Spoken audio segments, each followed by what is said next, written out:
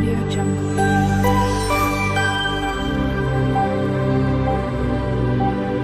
Audio Jungle. Hello everyone, જય શ્રી કૃષ્ણ. મારી ચેનલમાં તમારું સ્વાગત છે.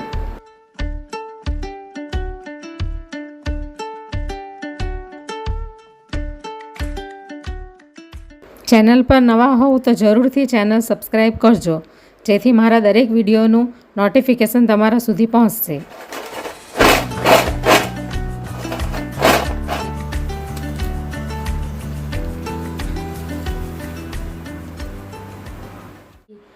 તો આજે હું શક્કરપારાની રેસીપી બનાવવાની છું. તો એ પણ ગોળમાં અને ઘઉંના લોટથી. તો એક બાઉલ જેટલો મેં આ ઘઉંનો લોટ લઈ લીધો છે ઝીણો, અને અડધી વાટકી સૂજી લીધી છે, એટલે કે ઝીણો રવો લીધો છે.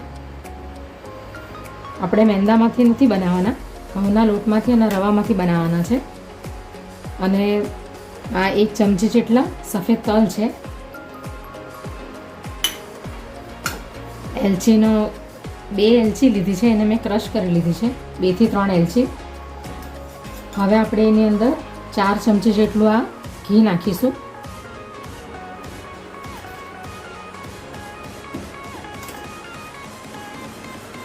એટલે સરસ ખસ્તા આપણા શક્કરપારા બનશે.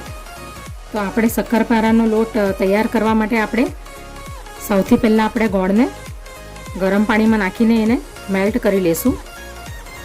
1 બાઉલ જેટલો મેં ગોળ લઈ લીધો છે. તમને જેટલું ગોળ્યું જોતું હોય એ પ્રમાણે તમે લઈ શકો. હવે ગોળ મેલ્ટ થઈ જાય, પીગળી જાય ત્યાં સુધી આપણે એને ગરમ કરીશું.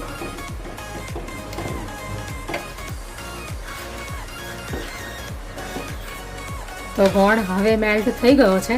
તો હવે આપણે ગેસ બંધ કરી દઈશું. અને સૌ પ્રથમ આપણે જે લોટ બાંધવા માટે બધી સામગ્રી એક મોટા બાઉલમાં નાખી દીધી હતી, તો તે બાઉલમાં આપણે આ ગોળનું પાણી હવે ઉમેરીશું. હવે પાણીને આપણે ઠંડુ પડવા દઈશું અને પછી આપણે લોટમાં નાખીશું. હવે આપણે બધું મિક્સ કરી લઈશું.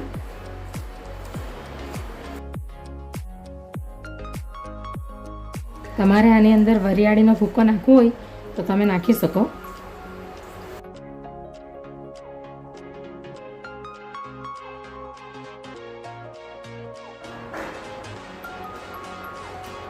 તો આ રીતનું આપણે મોણ અંદર નાખવાનું છે. તો હવે ગોળનું પાણી ઠંડુ થઈ ગયું છે. તો હવે આપણે એની અંદર નાખી દઈશું થોડું થોડું કરીને. એક સામટું નથી નાખવાનું. અને એકદમ કડક ડો તૈયાર કરવાનો છે એનો.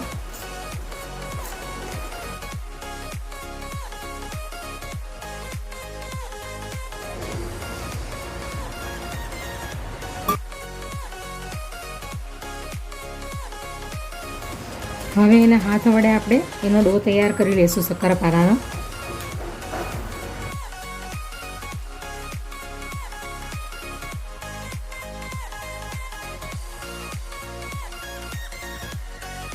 તો આ રીતના આપણે શક્કરપારાનો ડો તૈયાર કરી લઈશું. એકદમ નરમ પણ નહીં અને એકદમ કડક પણ નહીં, મીડિયમ.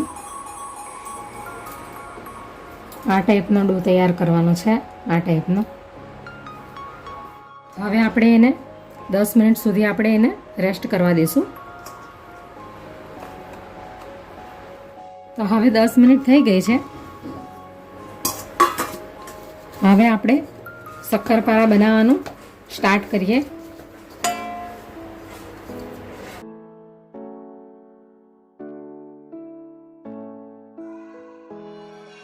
હવે આપણે એને રોટલીની જેમ વણી લેશું.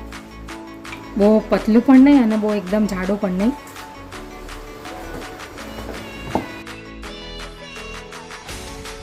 આપણે પહેલાં એને બરાબર ગોળ શેપ આપી દઈશું.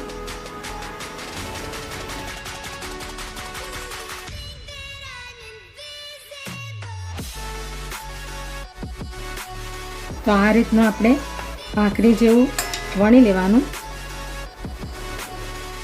હવે આપણે એને સ્ક્વેર શેપમાં અથવા તો ડાયમંડ શેપમાં કટ કરી લેશું. તો પહેલાં આપણે સાઈડ પરથી આ બધું કિનારી એની કાઢી લેશું. આપણે એનો બરાબર શેપ આવે એટલા માટે આ રીતે આપણે એને કરી લઈશું.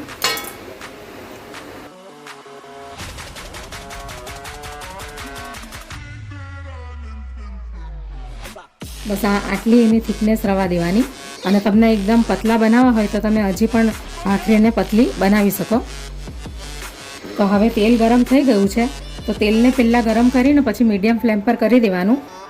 હવે આપણે એને મીડિયમ ફ્લેમ પર શક્કરપારાને ફ્રાય કરી લેશું.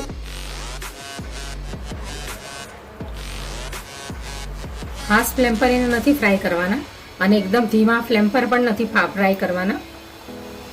આપણે એને મીડિયમ ફ્લેમ પર ફ્રાય કરી લેશું.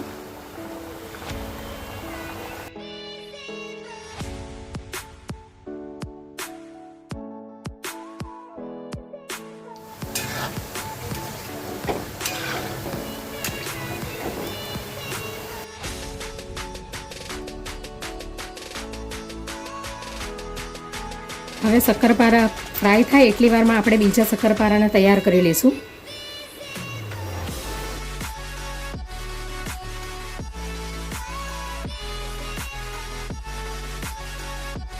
અને શક્કરપારાનો ડો હંમેશા કડક જ હોય છે, કારણ કે કડક બાંધશું ને તો જ આપણા શક્કરપારા ખસ્તા બનશે, નહીં તો પછી પોચા થઈ જશે, નરમ થઈ જશે. એટલે એને હંમેશા ઘીનું મોણ બરાબર આપવાનું અને એનો લોટ કડક જ બાંધવાનો.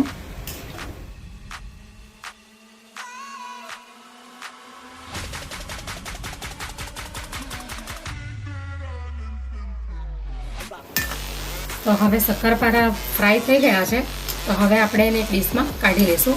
આ ટાઈપના ફ્રાય કરી લેવાના.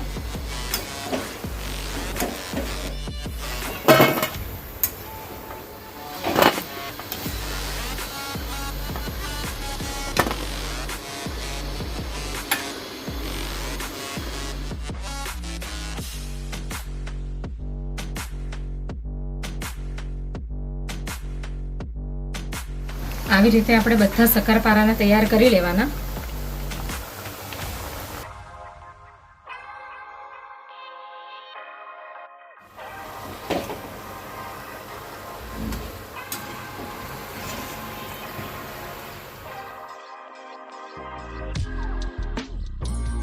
તો તૈયાર છે ગોળના અને ઘઉંના લોટના શક્કરપારા.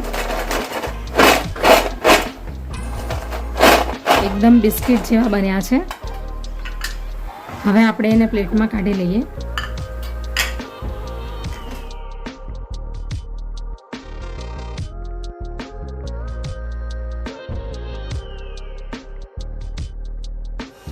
તો તૈયાર છે દિવાળી સ્પેશિયલ ગોળના શક્કરપારા. તમે આને ખાંડમાંથી પણ અને મેંદામાંથી પણ બનાવી શકો. તો હવે આપણે જોઈ લઈએ કે કેવા ખસ્તા બન્યા છે.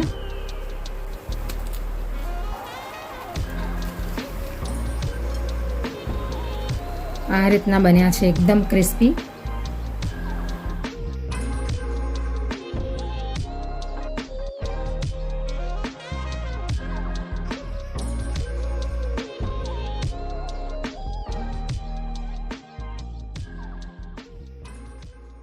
Audio Jungle.